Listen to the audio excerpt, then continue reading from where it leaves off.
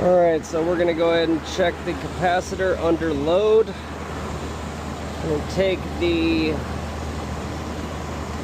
amps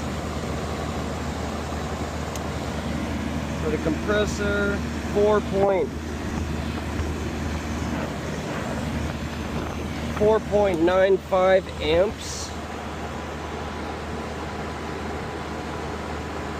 times 2652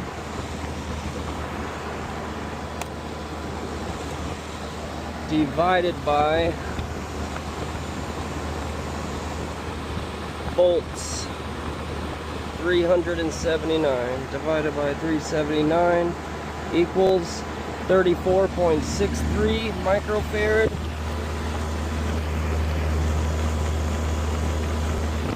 Looking at a 35.5. So next we'll check the fan. Fan is 0.62 amps times 2652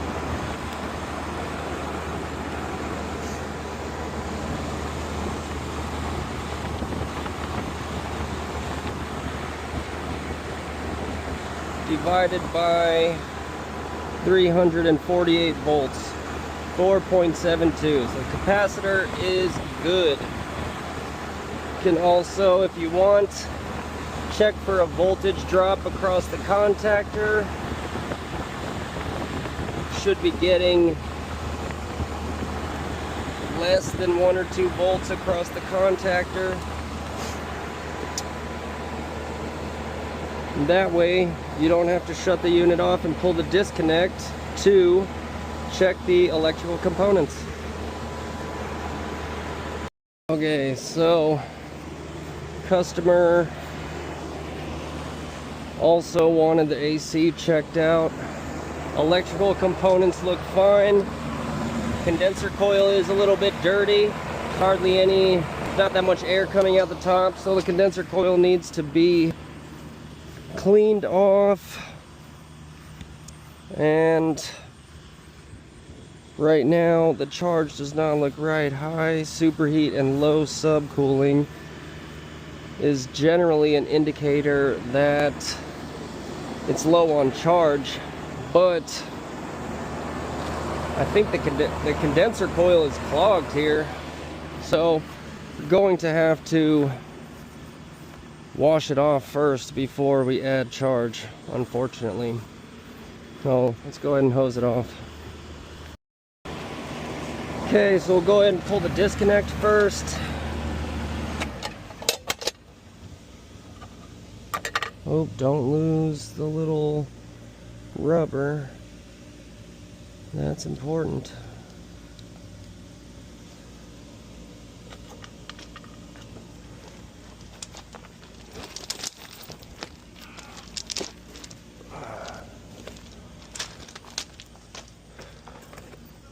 All right. Go ahead and hose off the condenser. Alright, so we got the condenser cleaned off. Still not a whole bunch of airflow coming out of the top, only out the sides over here. And it does feel like a little bit more. So most likely it's probably gonna be low on charge here. We'll find out in a few minutes. Let's give her a couple of minutes to evaporate that water off of the condenser coil out here. Okay, so went down to the ductwork and observed that the system has a fixed orifice metering device, which means that we need to charge based on superheat. So we go to our check charge app. Superheat for R22.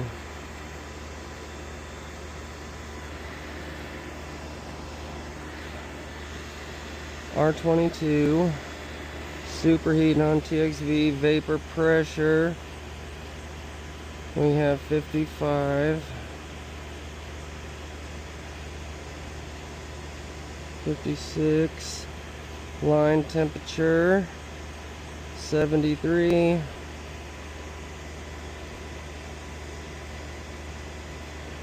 Indoor wet bulb, we have 53.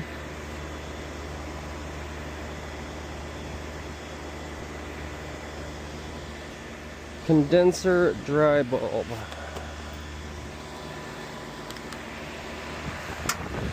I think we're gonna call it, well, the max we can do is 70. So calculate it, says recommended superheat 7 degrees, and we are at 43 degrees, 44 degrees. So needs charge. We'll go ahead and hook up your gauges and we'll charge that pig. All right, so we're charging right now. We're at 1 pound. Gauges say R22, 46 degree saturation, minus 64 degree line temperature, gives us about 18 degrees of superheat. So we're going to continue to add and put another half a pound in there. Even if it goes over a little bit, I mean, things obviously leaking. So however, this company does not push the leak detection on the first go around of charging the unit up. This company likes to wait until the refrigerant is leaking out quickly, like within a matter of a couple of months, before they want to push the leak search. So we'll just add until we don't have to, and honestly, the customer likes that way better anyways. Alright, so we're at 12. We started out at 4 degrees of, or a 4 degree delta T. Now we're at 13 with a 52 degree wet bulb. Honestly, the delta T could be better, but I imagine that the fan speed probably has not been adjusted because we're already, you know, we're already past the target superheat that we were looking for. So let me switch the probes and we'll get a better look here. Okay, so we got our probes on.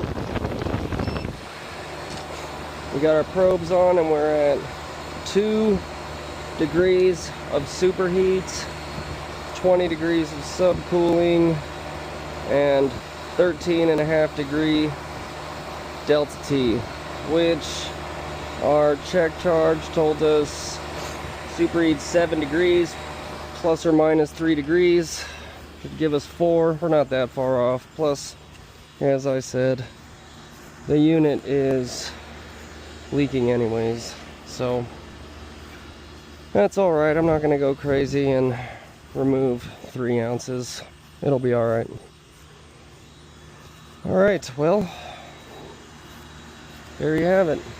Wrap it up here and move on to the next one. Catch y'all later.